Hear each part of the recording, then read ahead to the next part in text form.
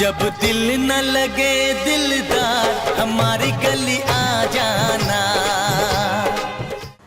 ये वो अभिनेता हैं जो अपने दौर में बॉलीवुड के हर कलाकार, यहाँ तक कि तीनों खानों पर भी भारी पड़े थे। कितना सोना है सोने जैसा तेरा मन, सुन जरा सुन क्या कहती है। वो फिल्मी सितारा जिन्होंने अपने अभिनय के दम पर फिल्म जगत में हीरो की परिभाषा को ही बदल कर रख दिया था। वाला ठुमका लगाओ के हीरो जैसे नाच के दिखाओ। एक ऐसा सुपरस्टार जिसे कॉमेडी का बादशाह और डांसिंग किंग कहा जाता था। तुम हम पे मरते हो, हम तुम पे मरते हैं, हम अपनी।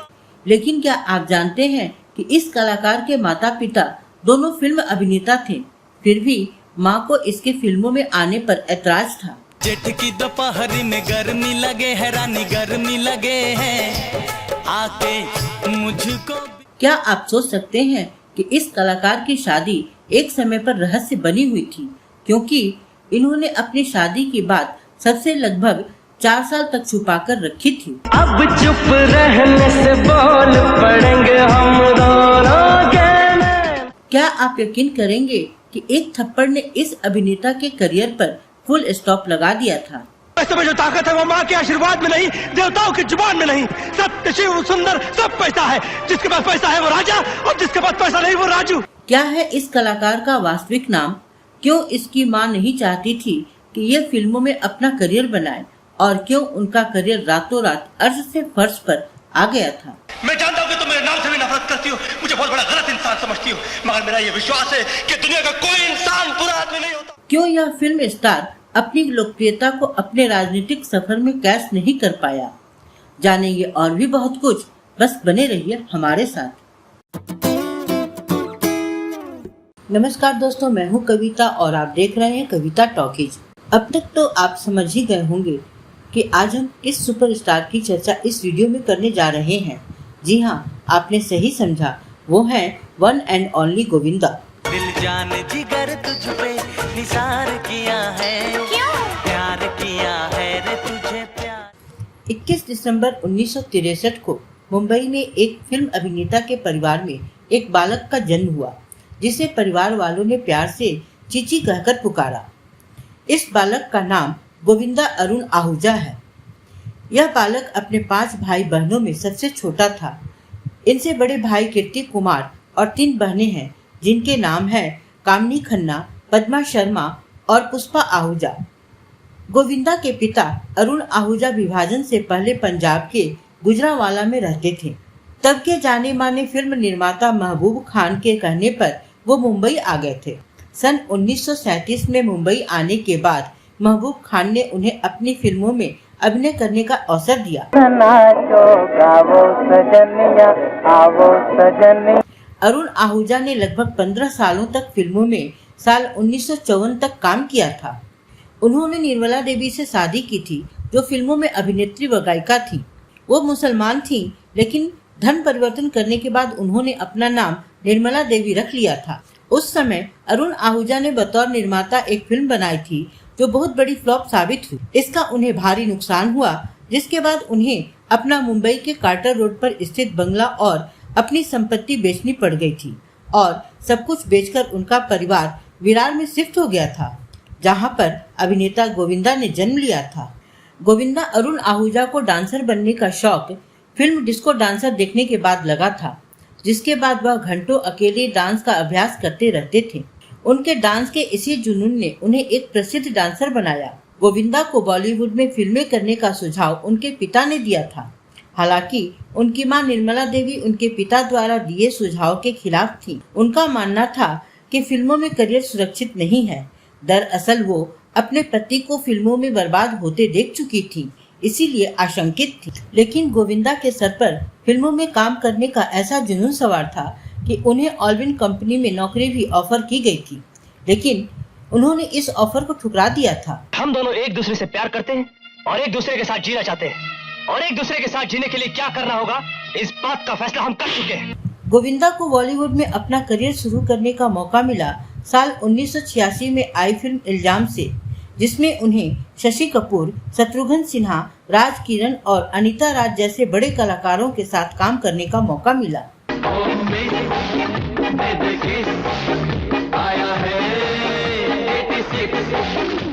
लेकिन इससे पहले वैलेंटाइन डे 14 फरवरी 1986 को गोविंदा की पहली रिलीज फिल्म लव 86 ने बॉलीवुड को बता दिया था कि एक्टिंग, डांस और मुस्कुराती हुई अदाओं का शहंशाह बॉलीवुड में कदम रख चुका है, जिसकी रफ्तार को रोक पाना अब आसान नहीं है। दोस्तों याद रखें कि लव 86 गोविंदा की पहली रिलीज फिल्म थी, पहली फिल्म नहीं। लव 86 ने बॉक्स ऑफिस पर तहलका मचा दिया। एक इंटरव्यू में गोविंदा ने खुद कहा था, लव 86 की सफलता के बाद उन्होंने लगभग 70 फिल्में साइन की थी, जिनमें से आधा से ज्यादा फिल्में बंद हो गयी। कुछ 7-8 फिल्में शेड्यूल और टाइम की वजह से छोड़नी पड़ी। इस फिल्म के रिलीज के 14 दिन बाद ही गोविंदा की पहली फिल्म इल्जाम रिलीज हुई। हालांकि फिल्म में गोविंदा का रोल बहुत छोटा था, लेकिन उन्हें नोटिस किया गया। तेरा नाम जरा सा बदनाम करता है सलाम हमको ये जहां समझे मेरी। उस दौर में गोविंदा 4-4, 5-5 शिफ्ट में काम कर रहे थे। हर फिल्म का सब्जेक्ट अलग था और इसी अलग सब्जेक्ट की फिल्म साल 1986 में साउथ के दिग्गज डायरेक्टर टी रामाराव की सुपरहिट फिल्म सदा सुहागन रिलीज हुई, जिसने गोविंदा की सफलता को 7वें आसमान पर पहुंचा दिया। फिल्म में रेखा और जितेंद्र जैसे मंझे हुए कलाकार होने के बाद भी गोविंदा ने अपने अभिनय और डांस से दर्शकों और समीक्षकों को प्रभावित किया। मुख्य अभिनेता के तौर पर उनकी पहली फिल्म तन बदन थी, जो साल 1986 में आई थी और जिसका निर्देशन आनंद सिंह ने किया था। इस फिल्म में उनके साथ मुख्य अभिनेत्री के किरदार में खुशबू थी। इस साल गोविंदा ने 6 फिल्मों में काम किया। फिल्म लव 86, इल्जाम, तन बदन, सदा सुहागन, अंदाज प्यार का, सिंदूर और ड्यूटी, इन सभी फिल्मों में उन्हें बड़े बड़े कलाकारों के साथ काम करने का मौका मिला। ये वो दौर था जब मिथुन चक्रवर्ती को फिल्मों में डिस्को डांसर के रूप में दर्शक बहुत पसंद कर रहे थे। तुमने मुझे प्यार किया है, मैंने तुम्हें प्यार किया है। साल 1987 में उनकी 7 फिल्में रिलीज हुई, जिनमें गोविंदा के अभिनय को काफी सराहा गया। हालांकि सभी फिल्में हिट नहीं हो सकी थी, मगर अब लोग फिल्म इंडस्ट्री में उन्हें पहचानने लगे थे। ये फिल्में थीं मेरा लहू, दादागिरी, प्यार करके देखो, मरते दम तक और खुदगर्ज आदि। फिल्म मेरा लहू और मरते दम तक सफल रही। इसी दौर में गोविंदा ने गुपचुप तरीके से शादी कर ली। 11 मार्च 1987 को हुई थी। इनकी पत्नी सुनीता मुंजाल आधी नेपाली और आधी पंजाबी हैं। गोविंदा शादी की बात चाहकर भी लोगों को नहीं बता सकते थे, क्योंकि उस समय ये बॉलीवुड में शुरुआती दौर में थे और उनकी फीमेल फैन फॉलोइंग बहुत ज्यादा थी। अगर लोगों को उनकी शादी के बारे में पता चल जाता तो शायद उनके फीमेल फैंस को बहुत बड़ा झटका लगता और उनकी प्रसिद्धि भी शायद बहुत कम हो जाती। इसीलिए अपने करियर को डूबने से बचाने के लिए इन्होंने शादी की बात लगभग 4 साल तक लोगों से छुपा कर रखी थी। साल 1988 में इनकी लगभग 10 फिल्में रिलीज हुई और कई फिल्में सुपरहिट रहीं, जैसे फिल्म घर घर की कहानी।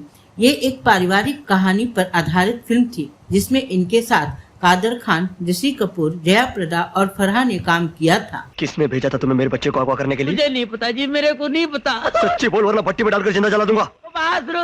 साल 1988 की दूसरी हिट फिल्म रही जीते हैं शान से, जिसमें संजय दत्त, मिथुन चक्रवर्ती और मंदाकिनी के साथ गोविंदा ने काम किया। इसी साल उन्होंने अपने भाई कीर्ति कुमार के साथ मिलकर एक फिल्म भी प्रोड्यूस की, जिसका नाम था हत्या। यह फिल्म भी सफल फिल्मों में गिनी जाती है। साल 1989 में उनकी 11 फिल्में आई, जिनमें कुछ मुख्य रही फिल्म आसमान से ऊंचा, फर्ज की जंग, आखिरी बाजी, जैसी करनी वैसी भरनी, बिल्लू बादशाह और सुपरहिट फिल्म जंगबाज थी। गोविंदा ने फिल्म बिल्लू बादशाह में एक गाना खुद गाया था, जिसको इन्हीं पर फिल्माया गया। इनकी फिल्मों की लिस्ट तो बहुत लंबी है, लेकिन हम यहाँ उनकी कुछ यादगार हिट फिल्मों की बातें करेंगे। चोरों की टोली लेके आया पॉकेट मार, चोरों की टोली लेके। गोविंदा ने बहुत सी पारिवारिक ड्रामा, एक्शन और रोमांस फिल्में की। मगर 80 के दशक में उन्होंने बॉलीवुड में एक्शन हीरो के रूप में अपनी पहचान बनाई। गोविंदा ने डेविड धवन के साथ पहली बार 1989 में एक्शन फिल्म ताकतवर की थी। इसके बाद उन्होंने गोविंदा के साथ लंबी पारी खेली। बॉलीवुड के आसमान पर गोविंदा का सितारा शान से चमक रहा था, लेकिन सफलता के नशे में उन्होंने समय की बेकदरी करनी शुरू कर दी थी। इसके साथ ही वो अंधविश्वासी भी होते चले गए। गोविंदा सेट पर देर से पहुंचने लगे। निर्देशक अब उनसे दूरी बनाने लगे, लेकिन गोविंदा दिख रहे थे तो बिक रहे थे। हालांकि अब उनकी फिल्में मल्टी स्टारर होने लगी थी। गोविंदा को अकेले लेने से प्रोड्यूसर और डायरेक्टर कतराने लगे थे। गोविंदा ने महासंग्राम, तकदीर का तमाशा, आवारगी, इज्जतदार, स्वर्ग जैसी सुपरहिट फिल्में दी, लेकिन ये फिल्में पूरी तरह से गोविंदा की नहीं थी। ये समय का इशारा था गोविंदा के लिए कि वो अब भी सचेत हो जाएं। इसी बीच एक ऐसी घटना घटी जिसने गोविंदा के वजूद को हिलाकर रख दिया। हुआ ये कि बॉलीवुड के अब तक के सबसे बड़े और खूंखार विलेन अमरीश पुरी साहब और गोविंदा एक फिल्म में साथ काम कर रहे थे। अमरीश पुरी समय के बहुत पाबंद थे, जबकि गोविंदा के लिए समय की कोई कीमत नहीं थी। सुबह 9 बजे की शिफ्ट में शाम के 6 बजे पहुंचते थे। गोविंदा की इन हरकतों से अमरीश पुरी बुरी तरह से चिढ़ गए थे। उन्होंने इसकी शिकायत की और दोनों में झगड़ा हो गया। गुस्से में अमरीश पुरी साहब ने गोविंदा को सबके सामने थप्पड़ जड़ दिया। सब सन्नाटे में आ गए। बॉलीवुड में अफवाहों का बाजार गर्म हो गया। फिल्म जैसे तैसे करके पूरी हुई, लेकिन इस फिल्म के बाद दोनों ने फिर कभी साथ में काम नहीं किया। गोविंदा के लिए यह पहला झटका था समय की कद्र नहीं करने का, लेकिन गोविंदा फिर भी नहीं सुधरे। इसी बीच उनकी सोलो स्टार फिल्में तकदीर का तमाशा, अपमान की आग, काली गंगा बुरी तरह से फ्लॉप हो गई, लेकिन इन फिल्मों के कुछ गाने हिट हुए। थप्पड़ों का गोविंदा से लंबा नाता है। आगे भी उन्हें थप्पड़ मिले जिनका असर उनके करियर पर पड़ा। 1990 में रिलीज हुई फिल्म आवारगी का निर्देशन हेमा मालिनी ने किया था। इस फिल्म में बतौर एक्टर हेमा ने गोविंदा को लेने का फैसला किया था। वहीं दूसरे एक्टर में अनिल कपूर को कास्ट किया गया था। जब यह बात गोविंदा को पता चली कि उनके साथ इस फिल्म में अनिल कपूर भी हैं, तब उन्होंने इस फिल्म को करने से साफ इनकार कर दिया था। इस दौरान महेश भट्ट और हेमा मालिनी ने गोविंदा को काफी मनाया और उन्हें समझाने की कोशिश की, लेकिन वह नहीं माने। हेमा ने अपने पति धर्मेंद्र को सारा किस्सा सुनाया। कहा जाता है कि इसके बाद ही धर्मेंद्र ने गोविंदा को अपने घर समझाने के लिए बुलाया और वहां बात इतनी बढ़ी कि गुस्से में आकर धर्मेंद्र ने अपने आपा खो दिए और उन्होंने गोविंदा को थप्पड़ जड़ दिया। इसके बाद गोविंदा ने हेमा के साथ इस फिल्म को करने के लिए हाँ कह दिया था। एक समय में जब उनकी फिल्मों को लगातार असफलता मिल रही थी, तब उन्होंने अमिताभ बच्चन के साथ फिर वापसी की साल 1991 की सुपरहिट फिल्म हम के जरिए। ना तुझे जानू ना पहचानू क्यों तू गले पड़ी है समझ के मुझको। इस फिल्म में वो अमिताभ बच्चन और रजनीकांत के साथ नजर आए थे।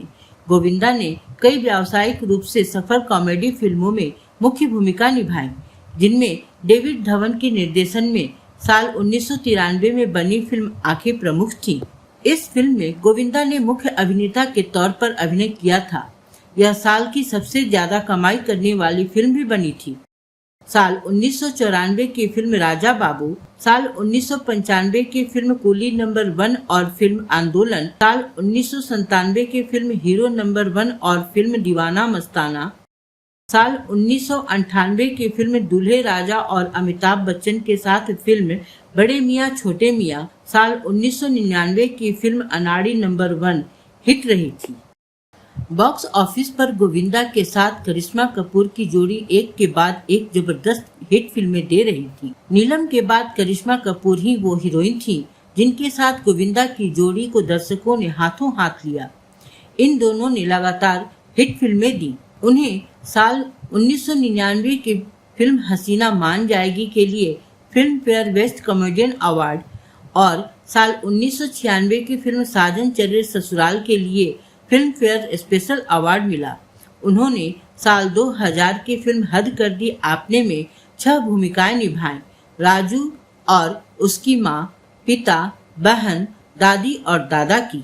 इनका करियर साल 2000 के बाद धीरे धीरे नीचे गिरने लगा जब उन्हें फिल्में मिलनी कम हो गई और जो फिल्में मिलती भी थी वो फ्लॉप हो जाती थी।